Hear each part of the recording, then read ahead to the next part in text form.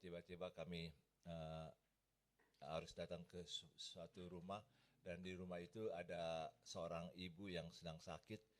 Waktu kami baru masuk, ibu ini wajahnya ketakutan, sangat ketakutan, dari matanya itu sangat ketakutan. Kami kaget, loh kok begitu takut ya? Ada apa ini? Nah, Dokter Edi periksa secara medis, tanya, dan semuanya ditolong dari segi medis kalau dari Dokter Edi. Tapi saya langsung tanya pada dia, waktu setelah Dokter Edi selesai, Ibu, apa ada trauma enggak? Dia agak sedikit kaget, dan waktu dia jelaskan apa masalahnya, baru saya ngerti, oh ini ada sesuatu dalam dirinya. Waktu kami tanya, mau nggak didoakan? Dia mau, dan dia betul-betul matanya udah berubah setelah didoakan, karena memang ada sesuatu, ada roh jahat yang bekerja dari kepahitan, kepahitan kemarahan itu membuat kita ada celah untuk roh jahat itu menyerang kita.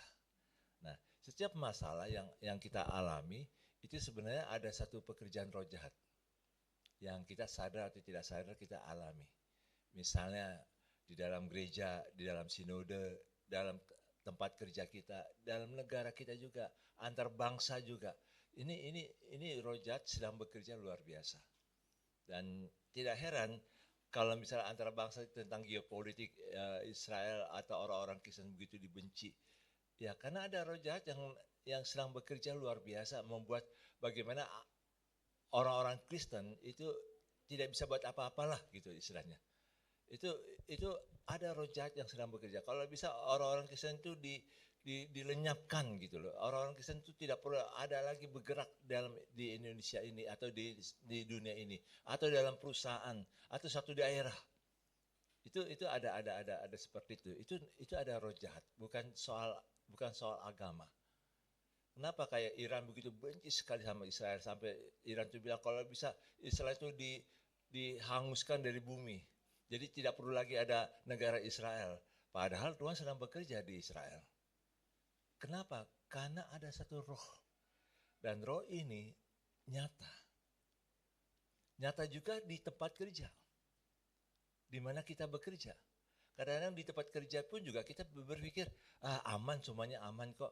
Tapi tiba-tiba ada satu saat rasanya nggak tenang, nggak damai.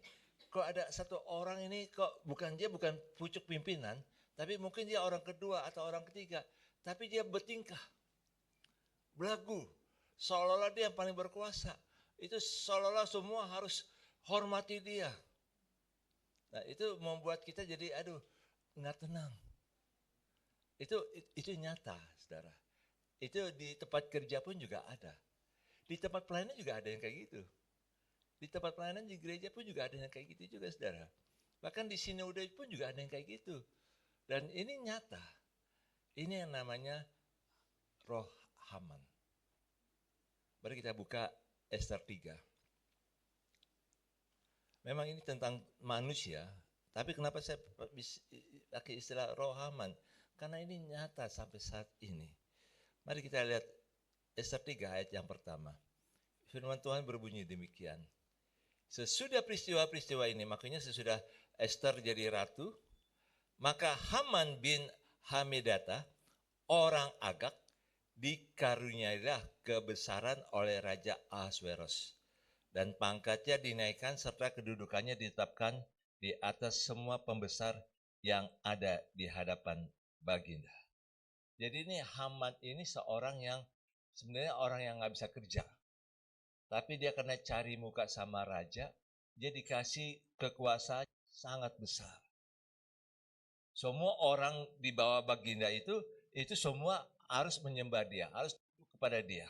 Dan Haman ini berkuasa sekali. Padahal kalau dari cara kerjanya, dari etos kerjanya atau kinerjanya, ya biasa-biasa sajalah. Tapi dia bisa cari muka. Dan ini nyata, di tempat kerja pun juga seringkali kita berhadapan dengan orang-orang yang sebenarnya kalau kerjanya nggak istimewa banget sih, hanya biasa-biasa saja. Tapi dia pintar sekali bicara di depan bos, di depan big boss. Waduh, pintar sekali cari mukanya. Dan pada waktu dia dapat kekuasaan, Waduh, orang-orang di sekitarnya di tempat kerja itu rasanya nggak tenang.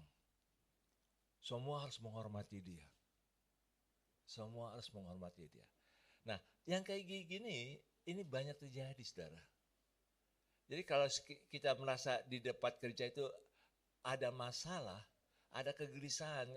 Kalau Amsal bilang itu, kalau orang fasik memerintah, maka rakyatnya akan gelisah. Demikian kehidupan kita dalam dunia kerja. Tapi bagaimana kalau kita menghadapi orang kayak gini, Haman ini? Nah, mari kita lihat. Kita lihat di sini dalam ayat 1. Haman bin Hamedata disebut juga orang Agag. Siapa ini orang Agag? Agag ini sebenarnya raja dari bangsa Amalek. Yang waktu zamannya Samuel, waktu Saul disuruh oleh Samuel, bunuhlah semua orang Amalek. Semuanya dibunuh oleh oleh Saul, Raja Saul. Itu pada tahun 1050 sebelum Masehi. Itu dibunuh. Cuman Agag dan keluarganya yang tidak dibunuh oleh Raja Saul. Marah sekali Samuel. Kenapa kamu tidak membunuh? Kenapa kamu tidak tunduk kepada firman Tuhan? Dan Agag ini orang Amalek. Orang Amalek itu orang yang paling benci sama orang Israel, saudara. Waktu orang Israel keluar dari Mesir, pertama kali yang menyerang orang Israel adalah orang Amalek. Makanya ini orang Amalek itu adalah orang yang memang selalu menyerang anak-anak Tuhan kalau lagi lemah. Orang Amalek. Nah makanya kan ada hamba Tuhan yang bilang gini, Hamas itu sebenarnya roh Amalek. Selalu menyerang daripada orang Israel pada waktu lagi lemah, pada waktu lagi tidak berjaga-jaga. Nah, di sini yang kita lihat, orang Haman adalah keturunan daripada Agag, orang Amalek. Makanya apa nih? Karena Saul tidak tegas, Saul tidak tuntas menyelesaikan, maka ada masalah baru untuk anak cucunya, untuk keturunan orang Israel. Dan Haman ini sangat ambisi sekali. Semua orang harus tunduk kepada dia. Dia menjadi sombong sekali. Nah, dalam ayat 2 dan selanjutnya dikatakan demikian. Dan semua pegawai raja yang di pintu gerbang di istana raja berlutut dan sujud kepada Haman. Sebab demikianlah diperintahkan raja tentang dia. Tapi Mordekai tidak berlutut dan tidak sujud.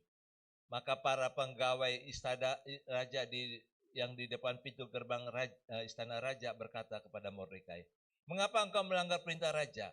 Setelah mereka menegur dia berhari-hari dengan tidak didengarkannya itu, didengarkannya juga, maka hal itu diberitahukan mereka kepada Haman untuk melihat apakah sikap Mordekai itu dapat tetap, sebab ia telah menceritakan kepada mereka bahwa ia orang Yahudi.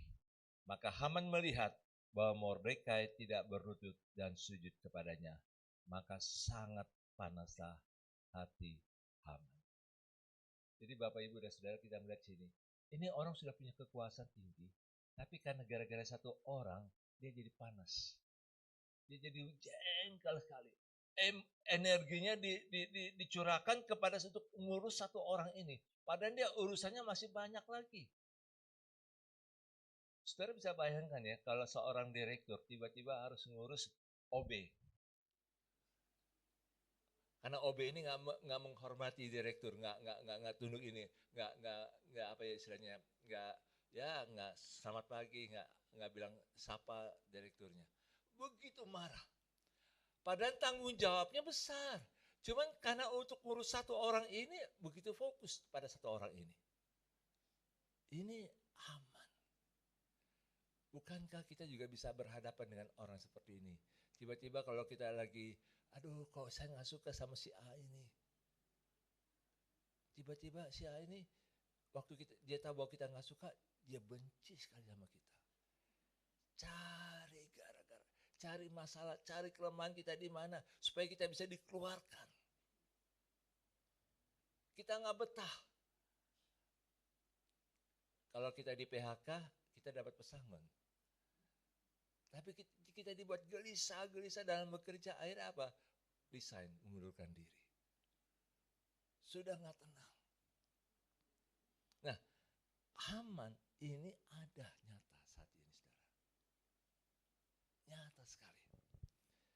Orang-orang yang sombong, orang-orang yang merasa dirinya paling berkuasa, dia akan berkoar-koar. Di negara kita ini juga banyak loh yang roh Haman. Yang ngurusin yang nggak perlu. Ahli telematika ngurusinnya ijazah. Harusnya bikin dong robot gitulah. Bikinlah apa AI yang canggih-canggih yang memang untuk kemajuan ini. Anak-anak SD di Cina diajarin itu bagaimana cara bikin robot. Orang Indonesia yang sudah ahli ribut aja soal ijazah. Aduh capek deh kalau gini. Sesuatu yang sangat menyedihkan. Apa? Karena kebencian. Kenapa nggak mau berdamai? Kenapa nggak mau selesaikan? Ayo kita majukan bangsa ini. Tapi selalu ada aja. Selalu ada. Nah kita juga perlu doakan loh ini presiden kita loh. Jangan sampai presiden kita ini hanya mau disanjung-sanjung sehingga ada roh-roh Haman juga. Dan ini bahaya. Bahaya untuk bangsa ini. Termasuk di perusahaan di mana kita bekerja. Doakan big boss itu yang pemilik-pemiliknya supaya betul-betul takut akan Tuhan, tidak membiarkan kefasikan itu merajalela di tempat kita bekerja. Di tempat kita bekerja. Termasuk di RT RW kita juga loh, lingkungan rumah kita. Pernah satu kali saya dalam satu pelayanan di Malang, waktu itu saya masih mahasiswa geologi ya. Saya pelayanan di satu tempat dan ada orang yang sombong sekali. Dia selalu menganggap bahwa apa pendapat dia itu pasti benar. Kita harus kalau ngomong sama dia itu harus bilang selalu membenarkan apa yang dia bilang. Kalau bertentangan sedikit, lain beda pendapat, wah dia bisa musuhin kita. Kira-kira kalau saudara ngadepin orang kayak gitu bagaimana ya? Jadi bagaimana Jen kalau ngadepin orang kayak gitu Jen? Menghindar. Tapi kadang-kadang nggak bisa menghindar Jen. Nah, triknya cuma satu, saudara. Kalau dia bilang, benar kan pendapat saya? Jawab aja satu ini. Oh, ada benarnya juga ya. Ada benar juga artinya belum tentu benar. Oh dia bangga sekali dia bilang ada benarnya. Saya bilang kamu ini bodoh sekali. Kenapa? Orang sombong itu susah sekali. Kita mau jelasin bagaimanapun juga nggak akan bisa. Nggak akan bisa. Lebih baik kalau memang bisa menghindar, hindarilah. Kenapa? Karena ini orang yang memang capek ngurusin orang kayak gini. Dulu waktu kita masih ada di 5Q, itu ada orang yang kayak Haman ini. Selalu dipermasalahkan. Yang kasihan tuh guru-guru GA dulu. Wah saya sampai kesel juga ini. Ini orang ini apa istilahnya gini. Lu masih muda, gak punya masa depan, gak kerja apa-apa, tapi sok bertingkah kayak hebat sekali. Dia yang salah, dia taruh mobil di depannya, terus dicoret-coret, ada dicoret-coret di mobilnya, mobil itu mobil kakak iparnya. Yang dituduh guru GA loh.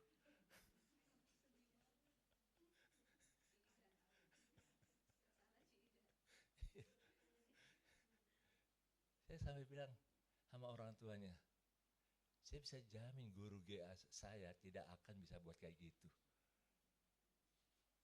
Kecil sekali gitu, memalukan kalau buat kayak gitu loh. Nggak akan mungkin lah, orang udah berjuang, udah bangun pagi-pagi untuk mengajar GA, udah harus jemput anak-anak, datang untuk ke gereja untuk ibadah. Masa dituduh coret-coret mobil.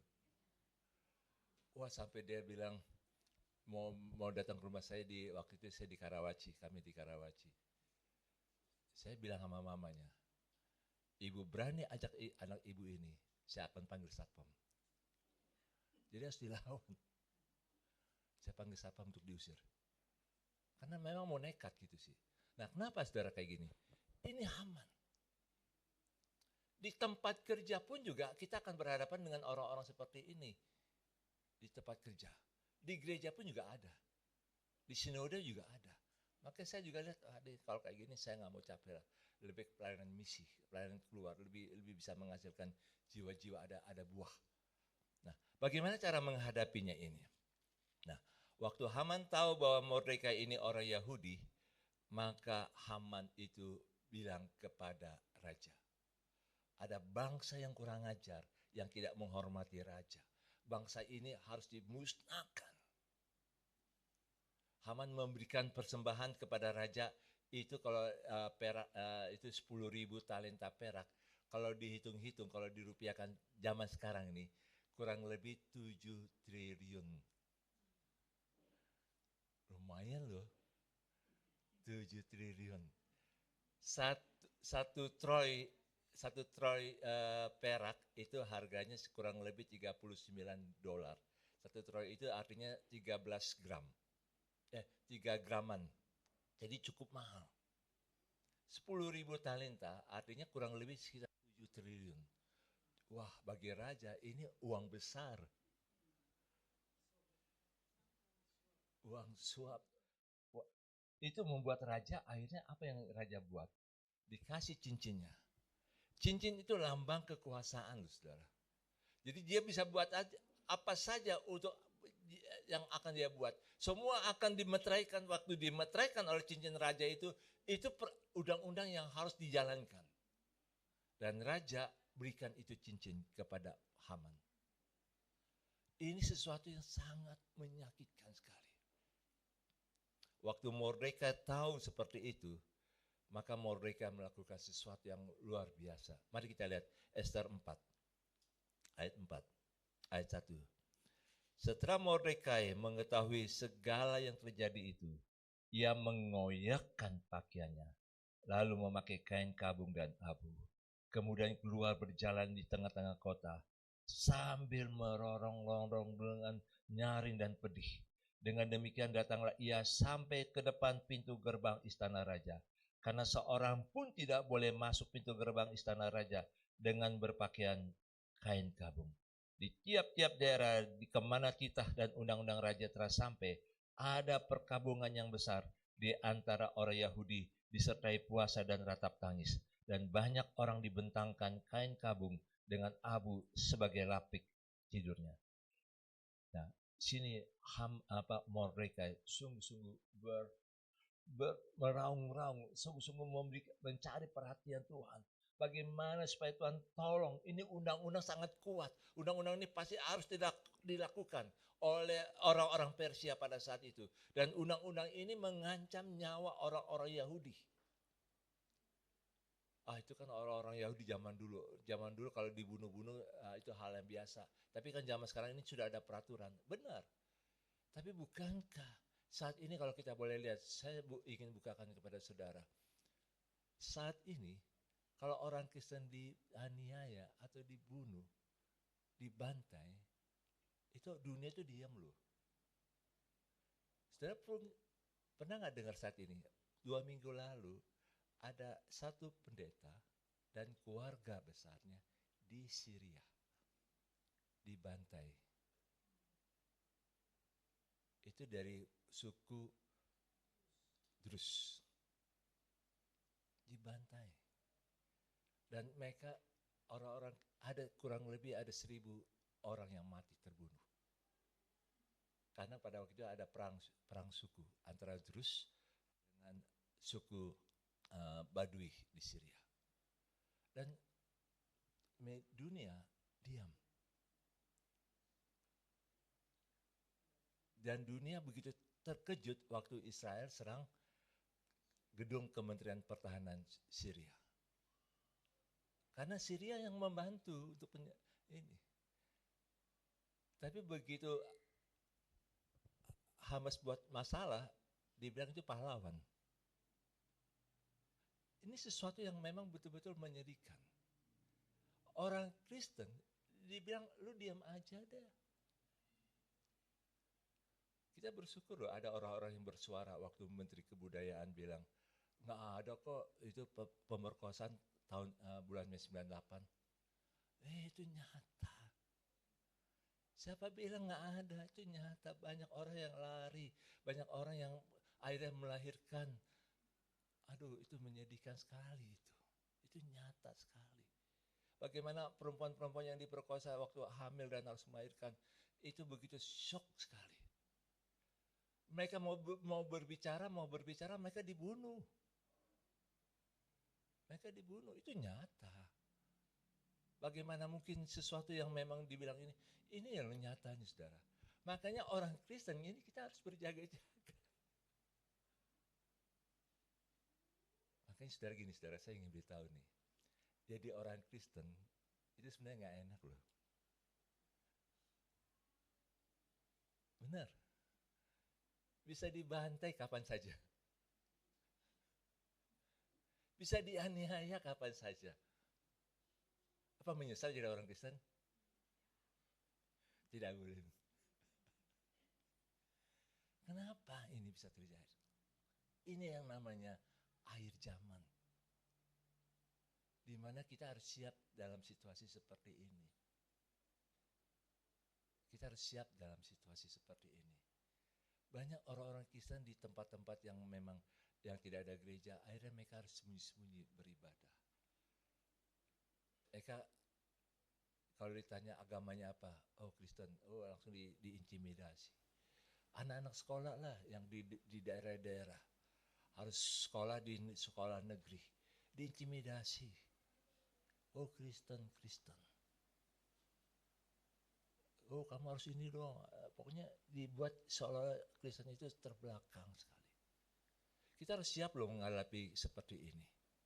Nah, Mordekai sungguh-sungguh berdoa, merongrong, dan dia betul-betul berdoa supaya Tuhan tolong bangsa Israel. Mari kita juga berdoa bersama-sama nih untuk orang-orang Kristen nih.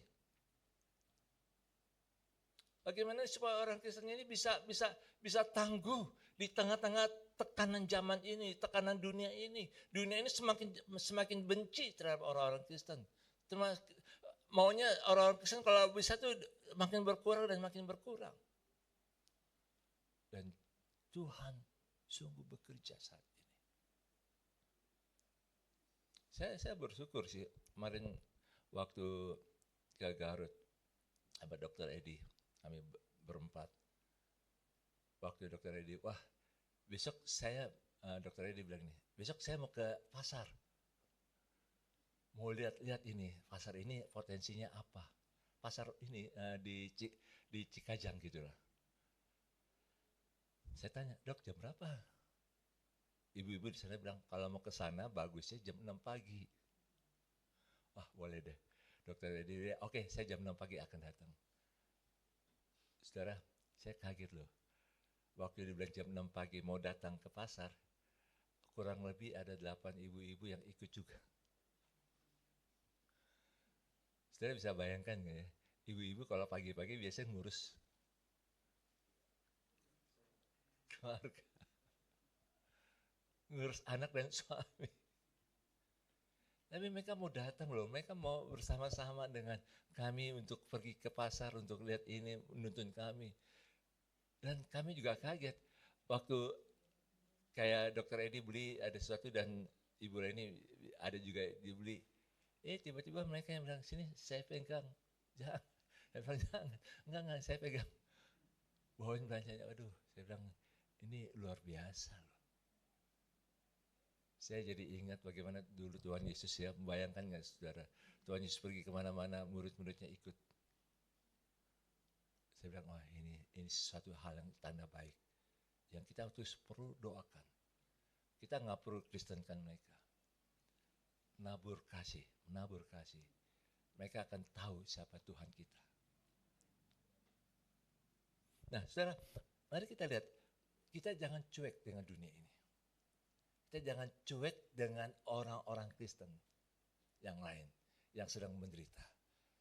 Kita jangan cuek dengan orang-orang Kristen yang tertinggal. Banyak loh orang-orang Kristen di Indonesia ini yang ketinggalan ekonominya. 12 daerah Kristen di Indonesia adalah daerah-daerah yang miskin. Yang miskin. 2030 itu Papua akan mengalami musim kelaparan. Biarin aja lo orang Papua, kulitnya hitam. Apa gitu? Kita harus betul-betul gumuli, Tuhan tolonglah apa yang kita bisa buat saat ini.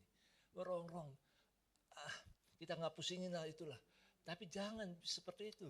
Mari kita belajar bagaimana Mordekai begitu peduli akan bangsanya. Kita juga peduli akan umat Tuhan yang ada di dunia ini, yang ada di Indonesia. Kita berdoa sungguh-sungguh. Waktu Esther tahu Mordekai ini berkabung dan Esther ini betul-betul apa yang harus dibuat, Esther juga menyuruh karyawannya untuk pergi ke Mordekai menanyakan apa yang terjadi. Dan Esther merasa pada saat itu, saya nggak bisa buat apa-apa sih. Saya yang udah 30 hari nggak dipanggil oleh raja. Dan Esther merasa, apa yang harus dia buat? Nah, mari kita lihat dalam Esther 4, ayat yang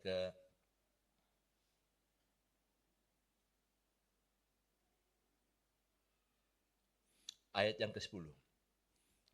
Akan tapi Esther menyuruh Hatta memberitahukan kepada Mordekai, semua pegawai raja serta penduduk daerah kerajaan mengetahui bahwa bagi setiap laki-laki atau perempuan yang menghadap raja di perataran dalam dengan tiada dipanggil, hanya berlaku satu undang-undang, yaitu hukuman mati.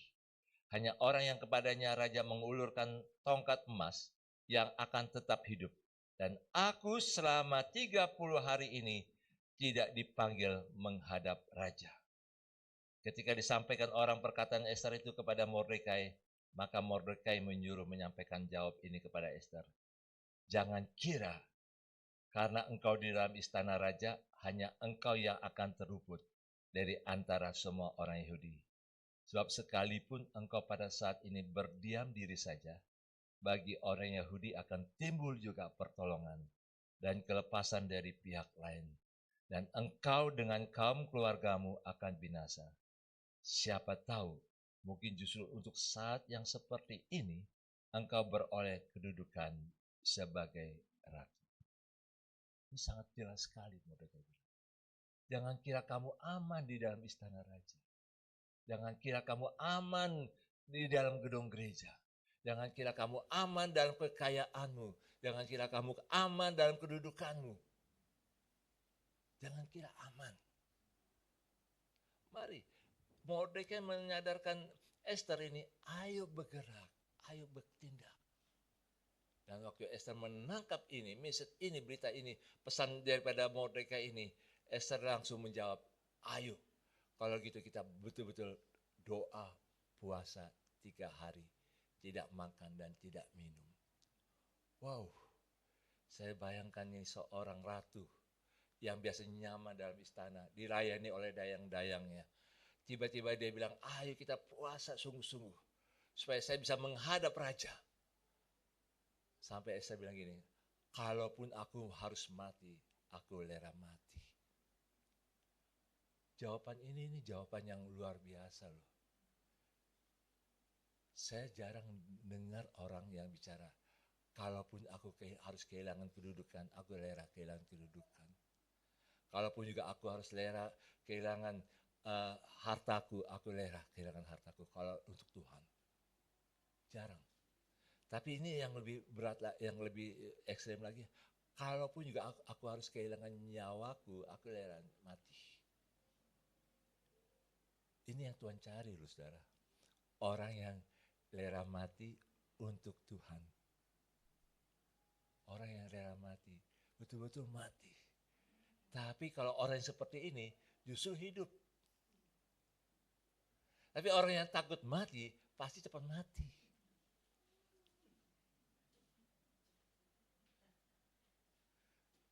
Ya.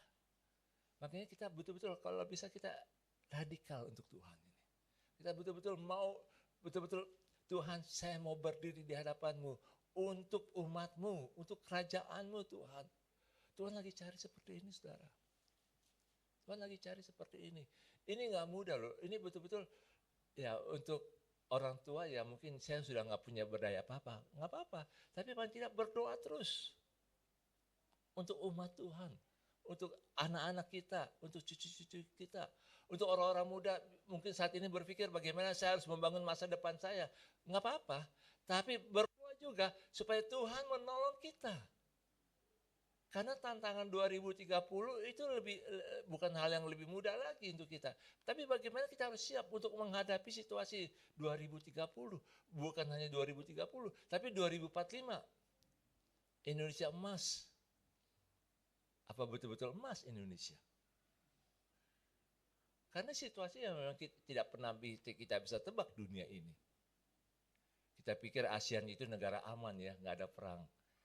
2 minggu lalu sudah perang Thailand sama Vietnam, sama Kamboja.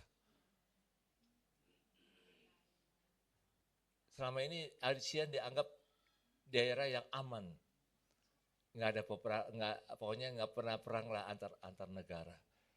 Itu situasi yang memang bisa berubah. Bisa berubah. Apa yang kita anggap aman, justru sebenarnya tidak aman. Di mana kita anggap aman kekayaan kita, sebenarnya itu yang membuat kita tidak aman, saudara.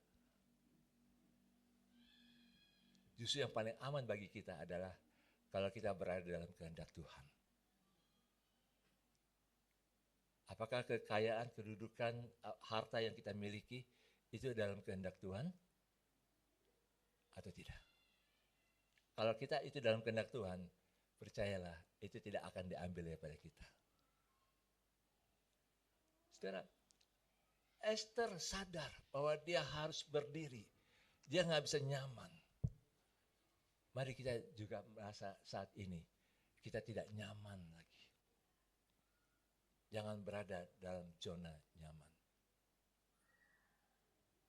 Saya belajar dari Pak Andreas Harifa, seorang pakar manajemen, dan dia sedang menggaungkan soal bagaimana mempersiapkan pensiun. Waktu saya diskusi sama dia, saya kaget. Dia bilang gini, sebaiknya kita mempersiapkan pensiun kita sejak umur 30-an. Saya bayangkan loh, biasanya kalau kita persiapkan pensiun kan umur 50 lah ya. Karena pensiun bisa 58 nanti. Tapi kalau guru belum tentu 58 ya Jen ya. 50 mungkin sudah harus pensiun. Tapi saya bayangkan, iya ya 30 mesti sudah mulai siapkan pensiun loh. Alvin masih lumayan ya Vin ya, masih 22 ya. Masih panjang ya Vin ya. Nanti kalau 8 tahun lagi sudah mulai pikir pensiun loh Vin.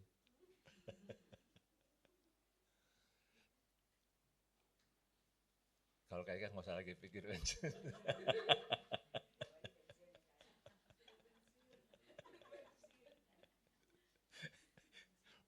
Untung dia pelayanan, jadi nggak pernah pensiun dia. Hah? Oh pensiun coba.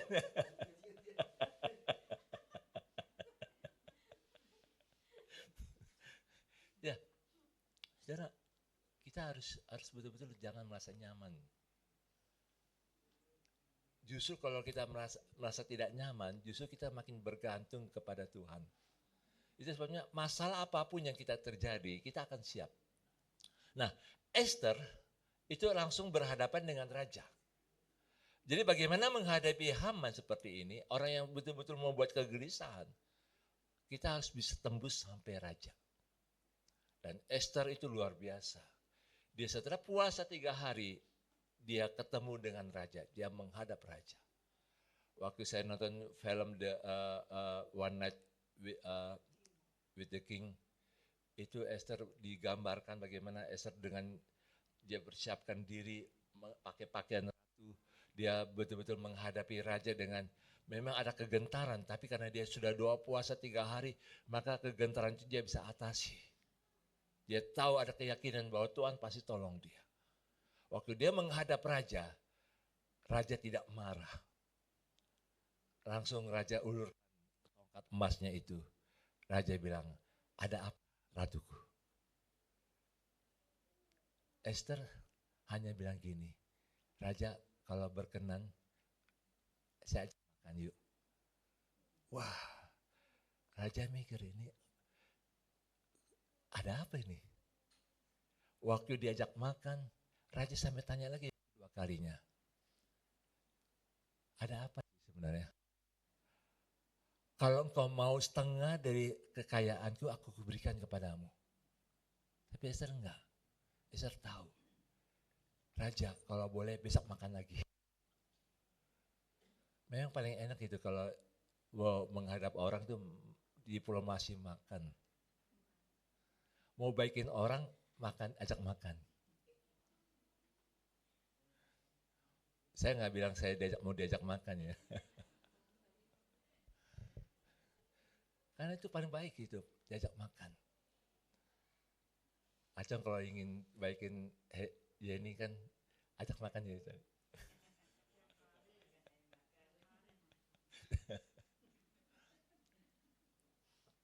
Karena memang itu hal yang sangat menarik gitu loh. Makanya kalau saudara diajak makan sama seorang, langsung berpikir nih, ini maunya apa nih ya? Tapi nggak apa-apa, sambut baik. Sambut baik. Kenapa kayak lihat Alvin? Oh,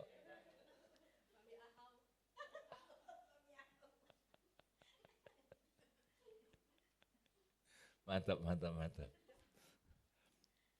Nah, Esther ajak makan lagi.